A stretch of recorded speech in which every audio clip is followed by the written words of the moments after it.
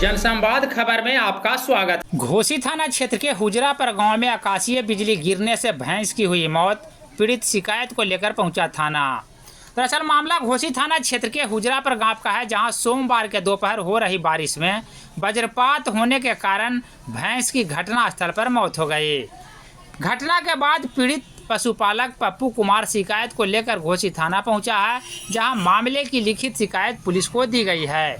पीड़ित का बताना है कि वह भैंस घास चराने को लेकर बाधार में लेकर गया था। इसी दौरान वर्षा के दौरान आकाशीय बिजली गिरने से उसकी भैंस की घटनास्थल पर मौत हो गई। क्या था, क्या ठनका से हुआ? ठनका से मर गया। कौन चीज मर गया? भैंस। कहाँ घर है? हुजरापर। तो आवेदन देने के लिए थाना में आया है। थाना में आवेदन देने के लिए आया है। क्या नाम हुआ? पप्पू कुमार। पप्पू कुमार, हुजरापर।